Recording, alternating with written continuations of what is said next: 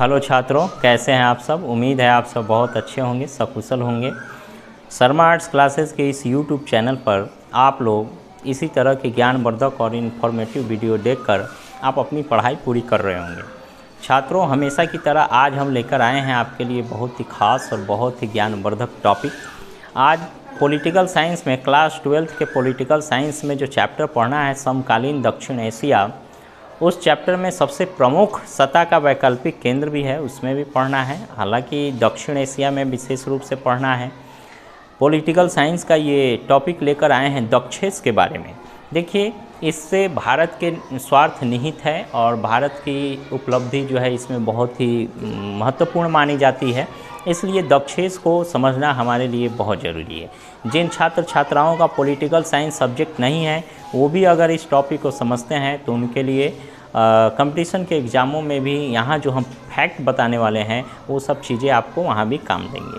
तो चलिए शुरू करते हैं। हमेशा की तरह आपको एक बात ज़रूर कहना चाहेंगे कि चैनल पर आप यदि नए हैं तो इसे सब्सक्राइब ज़रूर करें और वीडियो अच्छा लगे तो इसे शेयर, कमेंट और लाइक भी ज़रूर करें।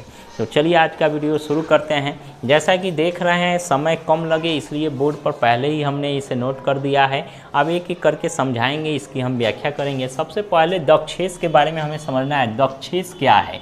ये शॉर्ट फॉर्म नाम है दक्षेस। इसका पूरा नाम होता है दक्षिण एशियाई क्षेत्रीय सहयोग संगठन, हिंदी में इसको कहते हैं। इसी दक्षेस का इंग्लिश में शॉर्टकट नेम है सार्क। सार्क एक मछली भी होती है, ठीक है। तो वो सार्क नहीं, यह संगठन है, देशों का एक कॉपरेशन है, एक सहयोग संगठन है, उसकी हम बात कर रहे हैं। यह सार्क है। सार्क में SAARC है। सार्क एस फॉर साउथ है, एस एशियन है, एस एसोसिएशन रीजनल कॉरपोरेशन, यानी सार्क का मतलब हुआ south Asian association regional corporation. यह एक ऐसा कॉरपोरेशन है, क्षेत्रीय कॉरपोरेशन है, जिसमें एशियाई देशों को शामिल किया गया है। और वो कौन से एशियाई? साउथ एशियाई, मतलब साउथ एशियन देशों को, दक्षिण एशियाई देशों का एक क्षेत्रीय सहयोग संगठन है। इसके नाम से ही पता चल जाएगा कि इसमें कौन से देश हो सकते हैं और इसके क्या उद्देश्य हो सकता है। आइए शुरू करते हैं। हम लोग जानते हैं कि सीधा बच्चा समझता है कि दक्षेस की स्थापना 1985 में, लेकिन इसके पहले भी कुछ तथ्य हैं जिसके स्थापना को लेकर के बात की गई। सर्वप्रथम 1970 के दशक में बांग्लादेश के राष्ट्रपति थे तत्कालीन राष्ट्रपति जियाउर रहमान। उनके दिमाग की यह उपज है। सबसे पहले उन्होंने ही इस बात का प्रस्ताव रखा इन दक्षिण एशियाई क्षेत्रीय एशियाई देशों के समक्ष कि एक हम लोगों का भी एक संगठन ऐसा होना चाहिए जैसे यूरोपियन यूनियन काम करता है, नाटो काम करता है। हालांकि नाटो सैन्य संगठन हो गया, यूरोपियन यूनियन, आसियान है, उसी तरह का हमें भी, चूँकि आसियान की स्थापना 1967 में हुई थी, इसको लेकर भी हम वीडियो लेकर आएंगे। फिलहाल हम लोग इसको देखते हैं। तो उन्होंने उस मुद्दे को उठाया और प्रस्ताव रखा अपने दिमाग से कि इस तरह का एक संगठन होना चाहिए। हालांकि इस पर औपचारिक कोई पहल नहीं किया गया। तब 1981 में एक दूसरा फैक्ट ये है कि 1981 में कोलंबो कहाँ है? श्रीलंका, ठीक है। श्रीलंका की पहले ये राजधानी हुआ करती थी, श्रीलंका की राजधानी कोलंबो, लेकिन अब जो है जयवर्धनपुरा उसकी राजधानी हो गई है, ठीक है। तो कोलंबो में 1981 ईस्वी में इन 7-8 देश के लोगों ने एक सम्मेलन में हिस्सा लेने के लिए पहुंचे थे। उसी सम्मेलन में यह तय हुआ कि हमें एक दक्षिण एशियाई देशों का अपना एक संगठन होना चाहिए, व्यावसायिक, जो एक दूसरों में परस्पर निर्भरता, आत्मनिर्भरता, सामाजिक सांस्कृतिक चीज़ों का प्रचार प्रसार और एक दूसरे को लेके बढ़ावा मिले, ठीक है। तो इसको लेकर के 7 से 8 दिसंबर, देखिए यहाँ 2 डेट हम दिए हैं, 7 से 8 दिसंबर यानी 2 दिनों तक, 7 से 8 दिसंबर 1985 में ढाका जो है बांग्लादेश की राजधानी है। ढाका हवाई वाला ढाका नहीं, बांग्लादेश की राजधानी ढाका में जो है एक सम्मेलन होता है। उस सम्मेलन में इस चीज़ को अमली जामा पहनाया जाता है। औपचारिक रूप से इस संगठन की घोषणा की जाती है जिसका नाम रखा गया दक्षेस। अब सवाल पूछेगा कि दक्षेस की स्थापना का श्रेय किसे जाता है? तो देखिए, सबसे पहले प्रस्ताव तो जियाउर रहमान ने दिया था, लेकिन इसका श्रेय जो जाता है हमारे देश के प्रधानमंत्री राजीव गांधी को जाता है। राजीव गांधी उस समय हमारे देश के प्रधानमंत्री थे और उन्होंने ही पहल करके इन सारे देशों को कन्विंस करके 1985 ईस्वी में बांग्लादेश की राजधानी ढाका में मीटिंग अरेंज करवाया और उसमें दक्षेस की फॉर्मेशन औपचारिक रूप से करवाया। तो दक्षेस की स्थापना का श्रेय किसे दिया जाता है? राजीव गांधी, भारत के प्रधानमंत्री थे। चलिए आगे बढ़ते हैं। उस समय 1985 में जब इसकी स्थापना हुई थी तो उस समय इसके सदस्य देशों की संख्या मात्र 7 थी। आज बढ़ चुकी है। वो कौन सा देश बढ़ा है, कब आया है इसमें, वो भी हम लोग जानेंगे। सदस्य देश 7 कौन कौन थे? तो देखिए नक्शा विशेष रहता तो हम बताते, जैसे भारत, सबसे पहला इसमें भारत आ जाएगा। भारत के जस्ट इधर पाकिस्तान है, पाकिस्तान, ठीक है, पाकिस्तान। उसके बाद में इधर नेपाल है, नेपाल, नेपाल के बगल में सिक्किम और नेपाल के सिक्किम के जस्ट बाद भूटान है, भूटान। इधर जो है कि हमारा उत्तर पूर्व से थोड़ा सा नीचे बांग्लादेश है, बांग्लादेश। बांग्लादेश के सटे हुए इधर म्यांमार है, तो जो कि म्यांमार इसमें शामिल नहीं है। जस्ट नीचे भारत के श्रीलंका है, ठीक है, तो श्रीलंका। और हिंद महासागर में श्रीलंका से भी नीचे थोड़ा और यहाँ मालदीव है, मालदीव। मतलब ये सारे देश 1 2 3 4 5 6 देश ही हो गया, एक भारत हो गया। यानी भारत को पहला देश मानिए, दूसरा, तीसरा, चौथा, पांचवा, छठा और सातवां। यही 7 देश जो है इस दक्षेस के क्या है? सदस्य हैं। दक्षेस के सदस्य देशों की संख्या 7। कौन कौन से हैं हम आपको बोर्ड पर लिख दिए हैं। भारत के किधर कौन सा पड़ता है समझ में आ गया होगा। लेकिन 2005 में प्रयास किया गया था कि इसमें अफ़गानिस्तान को भी शामिल किया जाए, क्योंकि पाकिस्तान से भी उसकी सीमा लगती है और भारत से भी लगती है। पीओके अगर भारत में आ जाए तो अफ़गानिस्तान की सीमा भारत से लग जाएगी। अफ़गानिस्तान वो थोड़ा सा कट जाता है उसके वजह से, तो अफ़गानिस्तान भी दक्षिण एशिया में मान सकते हैं, ठीक है ही, मान सकते नहीं है ही। तो 2005 में प्रयास किया गया कि अफ़गानिस्तान को भी दक्षेस के ग्रुप में शामिल कर लिया जाए, लेकिन प्रयास सफल नहीं हुआ। प्रयास में सफलता 14वां सम्मेलन जब हुआ था, 14वां सम्मेलन 2007 में, तो उस 2007वें वर्ष में मतलब 14वें सम्मेलन में इसके अफ़गानिस्तान को इस दक्षेस में शामिल कर लिया गया। इस तरह सदस्य देशों की संख्या अब 7 से बढ़कर 8 हो गई है। अभी वर्तमान में दक्षेस के सदस्यों की संख्या पूछी जाए तो 8 बताएंगे, लेकिन स्थापना के समय सदस्य देशों की संख्या कितनी थी? मात्र 7 थी। वो कौन कौन थे समझ में आ गया। 8वां कौन देश है? तो अफ़गानिस्तान है। अब देखिए यहाँ बांग्लादेश और भारत से सटा हुआ बगल में यहाँ म्यांमार भी है, तो म्यांमार भी दक्षिण एशिया का देश है। इस वजह से म्यांमार को भी इस दक्षेस में शामिल करने के ऊपर विचार विमर्श हो रहे हैं। विचाराधीन है यह मामला कि म्यांमार को भी शामिल किया जाए, लेकिन अभी किया नहीं गया है। 2005 में अफ़गानिस्तान और म्यांमार दोनों पर चर्चा हुई थी इसे शामिल करना है, लेकिन 2007 में अफ़गानिस्तान को शामिल कर लिया गया, लेकिन म्यांमार को अभी तक शामिल नहीं किया गया है। चूँकि किसी देश को किसी संगठन में शामिल करना और नहीं शामिल करने के पीछे कुछ मापदंड होते हैं, और उनको जो महासचिव होता है इस संगठन का, जो बोर्ड ऑफ पैनल होता है, कंट्रोलिंग जिनके हाथ में होता है, या देशों की सहमति से ही होता है, तो उन मापदंडों को शायद ये नहीं पूरा कर रहा होगा, ठीक है, जो भी हो। तो म्यांमार इसका सदस्य नहीं है, लेकिन विचाराधीन देश दक्षेस में शामिल होने लिए अगर कोई देश है तो म्यांमार है। अब आगे देखते हैं प्रेक्षक देश। प्रेक्षक का मतलब देख रेख करना इसके बारे में और सब जो भी चीज़ें हैं। तो इसमें 9 देश है, जिसमें एक संगठन भी है। आपको बता दें Japan, south Korea, USA, Australia, European union, ये सब जो देश हैं ये इसके प्रेक्षक देश हैं। ओके, अब देखते हैं जब 1985 ईस्वी में दक्षेस की स्थापना हुई थी तो ये कहाँ स्थापना हुई थी? बांग्लादेश की राजधानी ढाका में हुई थी। इसलिए बांग्लादेश इसकी मेज़बानी कर रहा था और बाकी ये 6 देश जो थे, 7 में से एक बांग्लादेश था, तो बाकी 6 देश ये मेहमान के समान ढाका में गए हुए थे। तो वहाँ पर बांग्लादेश को वरीयता दिया गया, क्योंकि वो सारा मैनेजमेंट वही देख रहा है। इसलिए फर्स्ट इसके जो महासचिव बनाए गए, महासचिव जो इसका कंट्रोल करता है, महासचिव, वह कौन थे? अब्दुल रहमान थे। बांग्लादेश के ही रहने वाले थे अब्दुल रहमान, यानी दक्षेस के पहले महासचिव अब्दुल रहमान कहाँ से बिलोंग करते थे? बांग्लादेश से। लेकिन भारत का जो पहला भारतीय महासचिव जो है ये कोई दूसरे व्यक्ति थे, कांत किशोर भार्गव। उनका नाम था कांत किशोर भार्गव, जो कि पहला भारतीय दक्षेस का महासचिव था। अब देखते हैं वर्तमान में महासचिव कौन है। तो वर्तमान में जो दक्षेस का महासचिव है एसालारुआन वेराकुन, उनका नाम है एसालारुआन वेराकुन। थोड़ा सा नाम अल्टर है लेकिन समझिए इसको ध्यान से। एसालारुआन वेराकुन ये कहाँ के हैं? श्रीलंका के हैं। श्रीलंका के अभी जो है व्यक्ति वहीं के राजनेता जो है कि वर्तमान में दक्षेस के क्या है? महासचिव है।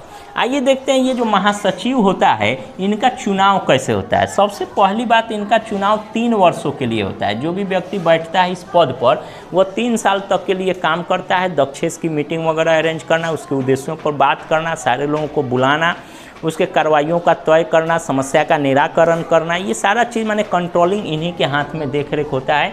इनका चुनाव 3 वर्षों के लिए किया जाता है, ठीक है।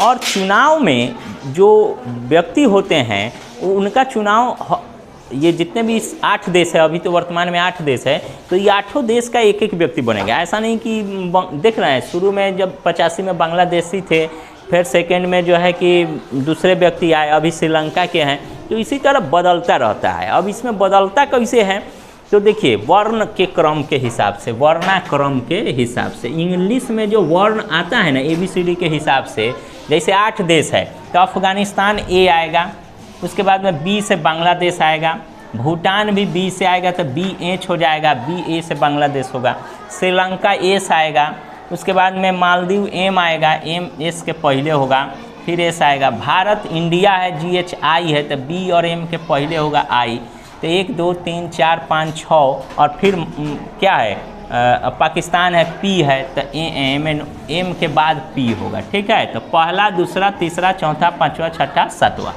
ठीक है। तो इस तरह करके पहला लेटर जो है वर्ण का, इसका महासचिव बनेगा। आइए 3 साल जब अपना कार्यकाल पूरा कर लेगा तो सेकेंड वर्ण वाला व्यक्ति बनेगा, फिर थर्ड बनेगा, फिर 4 5 6 7, इस तरह करके वर्ण के क्रम के हिसाब से 3-3 सालों के लिए ये बनते हैं। चलिए अब ये समझ में आ गया। क्वेश्चन पूछेगा दक्षेस के जो महासचिव हैं वर्तमान में कौन है? एसालारुआन वेराकुन श्रीलंका के हैं। कितने सालों के लिए बनाए जाते हैं? तो 3 वर्षों के लिए उनका चुनाव होता है। आपसे सहमति से हो जाता है। इसमें जो चार्टर है, चार्टर का मतलब जो दक्षेस का जो नियम कानून है जिससे ये दक्षेस काम करता है, जिसके नियम के आलोक में, दिशा निर्देश में, तो उस चार्टर में 10 धाराएं हैं। ये 10 तरह के नियम हैं। उन नियमों के आधार पर ये 8 देश अपने काम को करते हैं और इस संगठन का कामकाज होता है। चार्टर में कितने धाराएं? 10। अब समझिए इसकी पहली मीटिंग कब हुई थी? 1985 में ढाका, दूसरी, तीसरी, चौथी, पांचवी, इसी तरह होते होते अलग अलग देशों में, एक ही देश में बार बार नहीं होगा बल्कि हर देशों में मौका मिलेगा। तो 18वां सम्मेलन 2014 में नेपाल में हुआ था, रिसेंटली जो अभी तक हुआ है, ठीक है, 2014 में। ये अभी 2022 चल रहा है। 2014 के बाद 16 में एक मीटिंग होना था, 19वां दक्षेस का 19वां मीटिंग पाकिस्तान में होना था, लेकिन यह रद्द हो गया। कुछ कारणों से रद्द हो गया। बांग्लादेश की आंतरिक नीतियों की वजह से बांग्लादेश कह दिया पाकिस्तान में इस्लामाबाद नहीं जाएंगे। भूटान, नेपाल में भी यही कहा। भारत की अपनी आंतरिक भारत की जो है पाकिस्तान की परेशानियों की वजह से भी भारत ने अपना पल्ला झाड़ लिया। इस वजह से अन्य भी सारे देशों ने कह दिया कि पाकिस्तान का मीटिंग कैंसिल। इस तरह 2016 में 19वां जो मीटिंग होना था पाकिस्तान में इन लोगों का, तो वो रद्द हो गया। इसमें कोई पहुँचे ही नहीं, ठीक है। और 18वां मीटिंग जो रिसेंटली नेपाल में हुआ, उसके बाद अभी 20वां सम्मेलन नहीं हुआ है। होगा तो हम आपको अपडेट दे देंगे। चलिए अब आगे हम लोग देखते हैं ये जो मीटिंग हुआ, ये जो दक्षेस है, इसका उद्देश्य क्या है। तो देखिए इसका उद्देश्य एकदम साफ साफ है। यूरोपियन यूनियन की स्थापना का भी उद्देश्य है कि जितने भी देश हैं वो सारे लोग आपस में व्यापार व्यवसाय करें, सांस्कृतिक आर्थिक प्रगति करे। उसी तरह ये जो दक्षेस है, दक्षिण एशियाई देश है, ये कमोबेश सबकी संस्कृति एक दूसरे से मिलती है। भाषा, विचार, बोली, पर्व त्यौहार, रहन सहन भी बहुत सारी चीज़ें नहीं मिलती है, कुछ कुछ चीज़ें मिलती है। ये सब क्षेत्रीय हैं, एक दूसरे में बहुत हद तक समानता है। तो ये भले देश अलग अलग हो गए हैं, उपमहाद्वीप में इसके अधिकांश देश भारत का अंग ही था, ठीक है, सभी था, लेकिन अब अलग अलग हो गए हैं। तो इनकी आर्थिक प्रगति कैसे हो, इनकी सांस्कृतिक विकास कैसे हो, व्यापारिक व्यावसायिक रूप से ये कैसे आगे बढ़े, क्योंकि इनके पास जनसंख्या बहुत बड़ी है, इनके पास आर्थिक संसाधनों की कमी है, इनके पास अपनी अलग समस्या है, तो उन सभी समस्याओं को, उन सभी परेशानियों को दूर करने के लिए इन लोगों ने एक संगठन बनाया और इस संगठन के माध्यम से अपने उद्देश्यों की पूर्ति ये कर रहे हैं। तो सार्क का, दक्षेस का जो उद्देश्य है, मेन उद्देश्य इसका पर्पस जो है, स्थापना क्या है, यही है आर्थिक, सामाजिक, राजनैतिक प्रगति करना, व्यापारिक व्यावसायिक माने संबंध को बढ़ावा देना। इसमें यह भी तय है कि हमारे यहाँ आपके सामान आएंगे तो उस पर हम टैक्स कम लेंगे, हमारा सामान आपके यहाँ जाए तो उस पर आप टैक्स कम लें। तो इसको लेकर के भी सहमति बनी हुई है और दक्षेस इसी मुद्दों पर काम कर रहा है। इसमें अपार सफलता भी प्राप्त हुई है। पीपीपी के आधार पर अगर देखा जाए, परचेसिंग पावर पैरिटी के आधार पर, तो पूरे विश्व में दक्षेस का तीसरा स्थान आता है जीडीपी के मामले में। पूरे विश्व में सबसे बड़ा जीडीपी वाला जो संगठन है, तीसरा सबसे बड़ा, तो इसका नाम आ जाता है पीपीपी के मामले में। हालांकि जीडीपी 3 तरह से होता है, रियल जीडीपी, नॉमिनल जीडीपी और पीपीपी जीडीपी। तो हम पीपीपी की बात कर रहे हैं। तो इस आधार पर 9.9 ट्रिलियन डॉलर इसका जो है क्या है, जीडीपी है। तो ये बहुत बड़ा हुआ, ट्रिलियन डॉलर, ये बहुत बड़ा हुआ, यानी विश्व के तीसरा सबसे बड़ा संगठन माना जाता है जीडीपी के मामले में। तो ये ऐसे ही संभव नहीं है, ये सारे देश आपस में एकत्रित हुए हैं, अपने उद्देश्यों को साझा उद्देश्य बनाए हैं, तब जाके आगे बढ़ रहे हैं। इसलिए यह दक्षेस जो है, इसमें अब देखिए दक्षेस में भारत भी शामिल है और भी बहुत सारे देश हैं। तो सबसे बड़ा देश भारत है। तो भारत पर कुछ आरोप भी लगते रहते हैं, पाकिस्तान और भी देश सब की भारत अपने मतलब के लिए, अपने विकास के लिए इसका उपयोग करता है, आर्थिक लाभ लेता है, भारत लेके ही चला जाता है। तो भारत सहयोग भी तो देता है, नेपाल को, भूटान को, बांग्लादेश को बहुत सारी वित्तीय सहायता भी भारत दे रखा है। तो ये संगठन है जो मिलजुल कर आगे बढ़ना है, आर्थिक विकास करना है। अपना जो आंतरिक मुद्दा है, अगर किसी देश के, 2 देशों के बीच अगर सीमा विवाद है या किसी तरह की परेशानी है, तो उसको आपस में मिल करके हल करना है। इस उद्देश्य से भी दक्षेस की स्थापना की गई है। किसी तरह की अगर कोई कन्फ्यूजन है तो इसके मीटिंग में उसको क्लियर करना है, आगे की रणनीति तय करना है, इसलिए दक्षेस की स्थापना हुई है। ये एक बहुत अच्छा संगठन है, बड़ी तेज़ी से आगे बढ़ रहा है। आने वाले समय में दक्षेस को और भी बहुत अधिक सफलता मिलने वाली है। इन देशों ने इस दक्षेस के ओपन मंच से, अंतर्राष्ट्रीय मंच से अपनी बहुत सारी समस्याओं का निराकरण किया है, देशों की समस्याओं के अंदर की परेशानियों को दूर किया है। इसलिए दक्षेस अपने आप में एक बहुत ही उचित, बहुत ही औचित्यपूर्ण और एक बहुत ही तेज़ी से ग्रोथ करने वाला एक बहुत ही बड़ा और अंतर्राष्ट्रीय संगठन है। तो छात्रों, आज के क्लास में आपने देखा दक्षेस क्या है, दक्षेस के बारे में जो भी फैक्ट थे, उसके जो औचित्य थे, कैसे स्थापना हुआ, ये सब क्या है, ये सारी चीज़ें हमने आपको बता दिया। फिर मिलते हैं अगले क्लास में किसी और टॉपिक के साथ। तब तक आप लोग देखते रहें, इसी तरह शर्मा आर्ट्स क्लासेस के इस यूट्यूब चैनल पर देखते रहें और उन सभी वीडियो को देखकर आप लाइक, शेयर, कमेंट करें। चैनल पर नए हैं तो सब्सक्राइब करें और यूँ ही आप अपना ज्ञानवर्धन करते रहें। तो लेते हैं विदा, अपना ख्याल रखिएगा। जय हिंद छात्रों।